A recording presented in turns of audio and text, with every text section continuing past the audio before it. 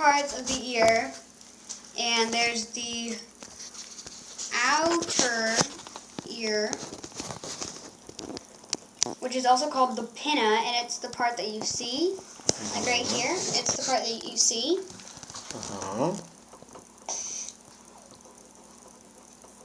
So P-I-N-N-A. And then it goes through something called the outer ear canal, and it is just a little thing, and it's just like the little hole that you see. So it comes from the outer ear. And it comes I'm not that from good at the drawing outer ear. ears. But it comes from here. There's a little earring.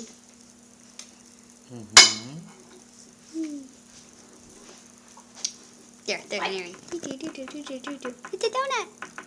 A donut! Okay. So there's the pinna. And then there's the outer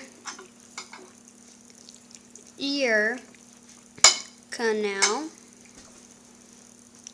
which goes back into here.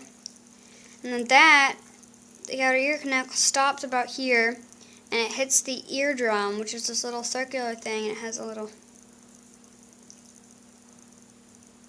dot like that. And then, after we're finished with the outer ear canal, we're done with the outer ear. Then we get into the middle ear.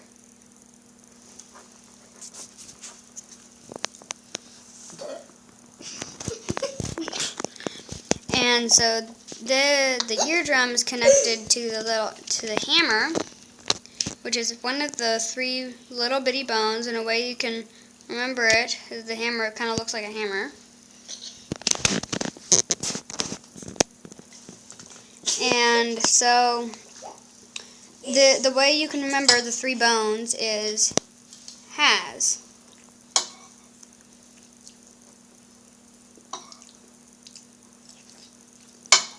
Hammer.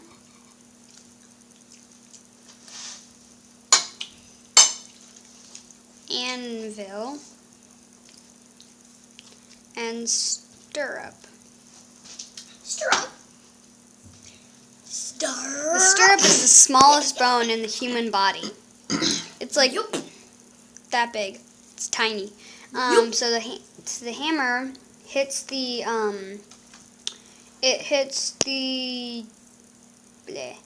anvil, which kind of is like that.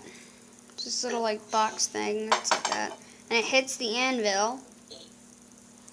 And that sends the vibrations. Well, the vibrations, the sound waves coming through here, go through the outer ear canal, hit this, and the sound waves hit this, and this vibrates, and it comes to the hammer, and this vibrates, and then it goes to the anvil, and this vibrates, and the stirrup comes to a tiny little stirrup. I'm not going to draw it in an actual size, but I mean, it's tiny. It's like the smallest bone. It's like that big.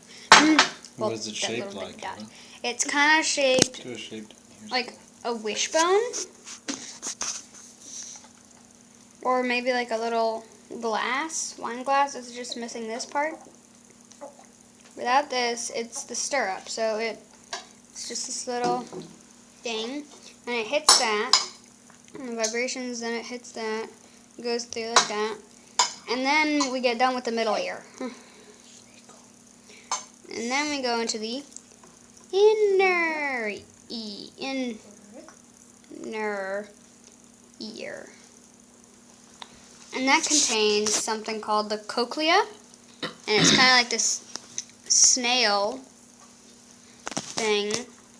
And it's really cool. And it is filled with little bitty tiny hairs called cilia. And they pick up nerves from it, and it transfers these waves into liquid. And with the liquid, these little tiny hairs, they pick up the nerves and send them. I just finished with these little bitty hairs.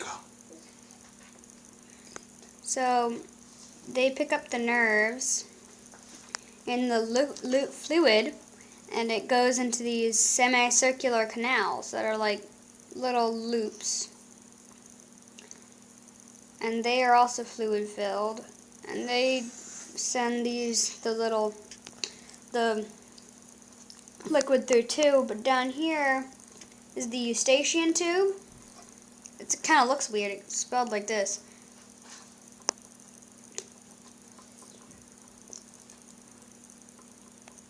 It's kind of weird, but it's pronounced eustachian tube, and it lets out extra energy so that your ear doesn't have to pop.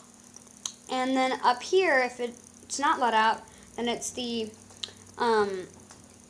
auditory nerves, and it's these little tubes, and they send the sound up to the brain, transferred into little bitty stuff.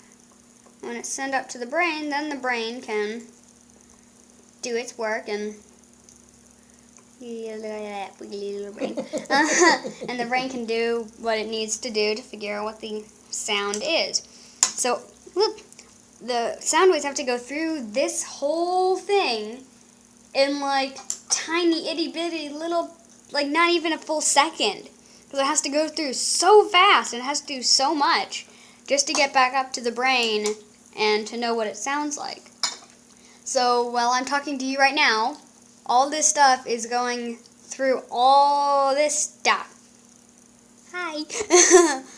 Wow.